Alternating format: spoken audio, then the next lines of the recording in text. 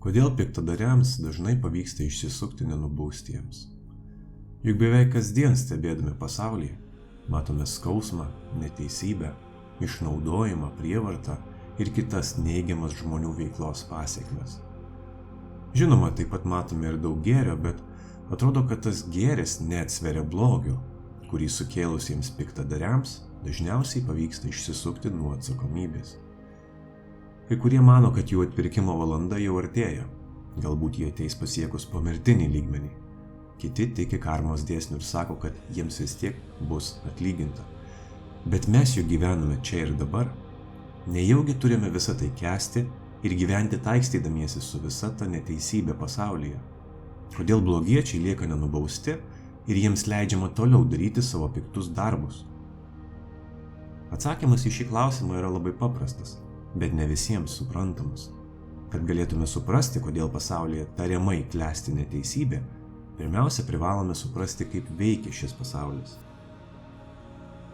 Tai, ką mes vadiname pasauliu, yra matematinis konstruktas, kuriame dalykai vystosi pagal iš anksto numatytas taisyklės. Gamtoje nustatyti tam tikri dėsniai ir principai, pagal kuriuos dvasia sąveikauja su materija. Egzistuoja daugybė mokslinių, filosofinių ir dvasinių bandymų tai paaiškinti, bet visą tai galima išreikšti viena citata. Gamta neatpažįsta gėrio ir blogio, gamta atpažįsta tik pusiausvyrą ir disbalansą. Matrica yra tarsi neutralus laukas, čia nėra jokių moralės normų ir tai, kas yra, vystosi ne pagal žmonių sukurtus etikos ar teisėtumo principus. Uraganai, potvyniai ir žemės drebėjimai nėra blogi reiškiniai, tai yra natūralūs gamtos procesai. Plėšrūnas įleidęs savo dantis į grobį nėra blogas, jis tiesiog yra sudėtinė natūralios maisto grandinės dalis. Ar tokia ekosfera yra originali šio pasaulio dizaino dalis, čia jau kitas klausimas, bet kol kas tai nėra svarbu, tiesiog yra taip, kaip yra. Stebėdami aplinką galime pastebėti, kad viskas gamtoje veikia cikliškai ir siekia pusiausvyros. Jeigu balansas kur nors yra suardomas, pusiausvyros jėgos jį kaip mat išlygina. Tai gali trukti daugiau ar mažiau laiko, bet galiausiai rezultatas visada būna pasiektas.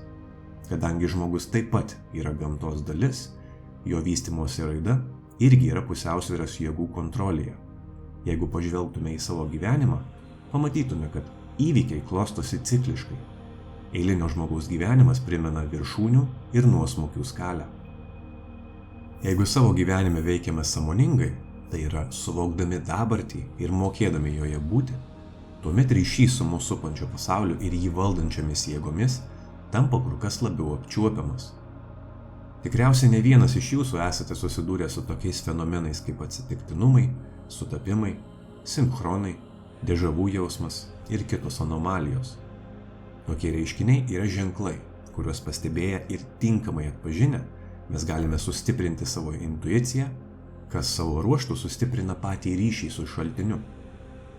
Sąmoningumas mums gali padėti prisijaukinti pusiausvyros jėgas ir net paversti jas savo sąjungininku. Apie tai rašė daugybė senovės filosofų ir žymių mąstytojų. Rusų autorius Vadim Zeland savo knygose apie transurfingą savaip perteikia žmogaus likimą valdančių dėsnių paaiškinimą, kuris atsako į tai, kas, kaip ir kodėl vyksta pasaulyje. Jeigu neteko apie tai girdėti, tai transurfingas yra sąmoningo realybės valdymo modelis, kurį pritaikę savo gyvenimuose galime pakreipti įvykius mums palankia linkme. Gyvenimas ir jo kokybė didžiąja dalimi priklauso nuo mūsų sąmoningumo ir sugebėjimo plaukti pasroviui su variantų erdve. Jos srovės gali nunešti mus į tas gyvenimo linijas, kuriuose gauname viską, ko tik norime. Realybė yra sudaryta iš begalinio skaičiaus galimų scenarijų, variantų. Žmogus pasirenka, kurią realybės liniją patirs, nukreipdamas į ją savo dėmesį ir ketinimą. Tik bėda ta, kad norėdami įgyvendinti kokį nors užsibrėžtą tikslą, žmonės dažniausiai puolasi bandyti pakeisti pasaulį.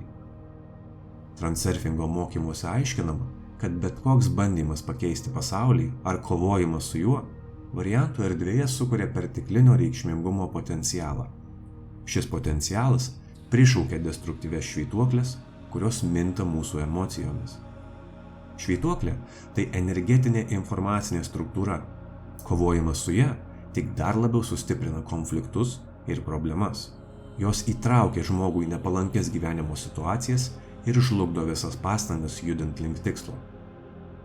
Kol žmogus savo gyvenime veikia nesąmoningai, tai yra kaip dalyvis, tol jis paklūsta švytuoklių įtakai ir yra valdomas pusiausvyros jėgų. Būdami sąmoningi, galime perprasti jų veikimo būdą, kas leidžia pastebėti jų įsikišimą ir užkirsti tam kelią. Mums tiesiog reikia suprasti, kad mes sapnuojame ir atsibusti. Mūsų vidinis prižiūrėtojas turi vis dažniau įsikišti ir pastebėti dalykus. Mūsų požiūris ir veiksmai nulėmė, ką išvysime savo realybėje. Realybės transurfingas tai nėra kova su pasauliu ar bandymas jį pakeisti, o greičiau suvokimas, kad kiekvienas turi galimybę pasirinkti norimą gyvenimo liniją ir minčių skleidžiamą energiją susilyginti su jos dažniu. Nors pati technika skamba gana paprastai, įgyvendinti ją praktikoje nėra taip lengva. Retas žmogus užauga neprisirinkęs kokių nors neigiamų įsitikinimų.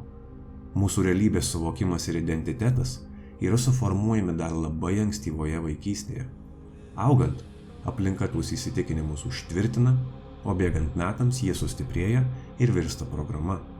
Pagal tą programą dažnas žmogus ir nugyvena visą savo gyvenimą taip ir nesuprasdamas, kodėl vieniems žmonėms gyvenime sekasi, o jam ne. Jis klausia, kodėl jie, o ne aš. Toks vertinimas ir lyginimas sukuria perteklinį reikšmingumo potencialą, kuriam pašalinti atsiranda pusiausvyros jėgos. Nuolatinis vidinis monologas visada randa logiškus paaiškinimus ir žmogus savo viduje susikuria nematomą kalėjimą, kuriame užsidaro ir pamažu pasiduoda į tylią neviltį. Taigi, atsakant į klausimą, kodėl piktadariams pavyksta išsisukti nuo atsakomybės, jie yra kur kas labiau pažengę realybės valdymo sferoje nei daugelis iš mūsų. Pagalvokite patys, kaip jūs jaučiatės, jeigu padarote kažką blogo. Dauguma žmonių jaučiasi kalti. Tas kaltės jausmas pritraukia atitinkamas gyvenimo linijas, kur ta kaltė vienu ar kitu būdu materializuojasi jūsų gyvenime. Priežasties ir pasekmės grandinė realizuojasi ne dėl padaryto blogo poelgio, o dėl jį sekančio kaltės jausmo. Padarai to kaltės jausmo neturi. Jie į savo realybės sluoksnį neįsileidžia jokių abejonių, kad daro kažką blogai, kad juos kažkas pagaus ir demaskuos, kad teks sumokėti už padarytą žalą ir taip toliau. Jie veikia tikslingai ir už moralės normos ribų. Jie nesibaimina dėl to, ką apie juos galvoja kiti. Jų suvokime blogis reiškia visai kas kita, todėl savo veiksmus jie laiko pateisinamais ar net būtinais. Toks veikimo modelis yra aukšto sąmoningumo lygis, tik jis yra nukreiptas į tamsiąją pusę. Reikia suvokti, kad taip vadinama elito klasė yra nuo mažens tikslingai programuojami būti šaltakraujiškais psichopatais ir sociopatais. Daugybė pasaulio scenoje žinomų veikėjų gimsta į gerai įsitvirtinusias ir įtakingas šeimas. Įtakingiausi pasaulio oligarchai, monarchai, technokratai ir politiniai veikėjai dažnai yra susiję kraujo ryšiais. Yra ir tokių, kurie negimsta į įtakingas šeimas, bet būna inicijuoti. Tokiais veikėjais dažniausiai tampa tie, kurie nėra gryna kraujai, todėl šeimininkai juos žvelgia kaip į žemesnio rango tarnus.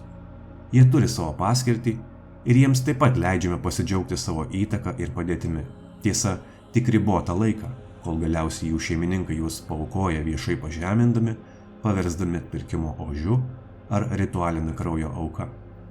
Įžymybės ir elitas nėra kažkokie nusipelnę žmonės, kuriems pasisekė ar kurie didelėmis pastangomis pasiekė išskirtinių rezultatų. Tai tik eilinis makaronų ant ausų kabinimas. Jie nori, kad žmonės tikėtų, jog pasiekti aukštumų ir tapti žvaigžde gali bet kas. Tai reikia pasišvęsti ir viską paaukojus sunkiai dirbti. Jie nori, kad žmonės garbintų ir pamėgdžiotų savo mėgiamus herojus. Nors akivaizdu, kad tie herojai tapo herojais negarbindami ar pamėgdžiodami kitus, o būdami autentiškais ir išskirtiniais. Jaunoji karta šiuo klausimu yra pasmerkta, nes vietoje to, kad būtų savimi ir siektų atskleisti savo autentišką sielos potencialą, seka kitų žmonių pėdomis ir bando realizuoti svetimus tikslus. Tokiam žmogui laimė visada bus pasiekiama tik ateityje. Taigi, sugrįžtant prie iškelto klausimo, kodėl piktadariams pavyksta išsisukti nenubaustiems už savo darbus, atsakau. Jie nežiūri į savo darbus kaip į blogį, o kadangi požiūris į dalykus dažnai nulėmė tų dalykų vystymosi raidą, jiems pavyksta išvengti šį pasaulį valdančių jėgų poveikio, kuris gali pasireikšti kaip neigiamas atsakas į kokį nors neigiamų laikomą veiksmą. Bėgant metams perskaičiau šimtus knygų apie saviugdą, dvasingumą ir metafiziką. Beveik visose knygose yra bandoma aprašyti tą patį dalyką, kaip veikia realybė ir ką su jie daryti. Tai yra pagrindinė mintis, tik tam vis naudojami skirtingi žodžiai ir konceptai. Tiesa yra ta, kad to, ką autoriai bando aprašyti, yra neįmanoma apibūdinti. Tam nėra žodžių. Todėl knygose išdėstyta informacija yra tik vieno žmogaus bandymas perteikti savo suvokimą kitam. Todėl vieniems žmonėms rezonuoja vienas aiškinamas, o kitiems kitas. Bet iš esmės tai yra nušvitusios sąmonės bandymas perteikti tai, kas yra neapsakoma. Jeigu jūs domina tai, apie ką kalbu, patariu paskaityti Vadim Zeland knygas apie transurfingą. Neseniai į savo Patreon platformą rėmėjams įkėliau visų 5 pakopų audio knygas. Taip pat įkėliau ir savo paties paruoštą atskirą kiekvienos knygos konspektą, kuris dar lengviau padės įsisavinti pagrindinius likimo valdymo principus. Patreon'e rasite ir daugiau naudingos informacijos. Visos nuorodos yra aprašyme po šiuo video. Na, o šiam kartui tiek. Ačiū, kad žiūrėjote.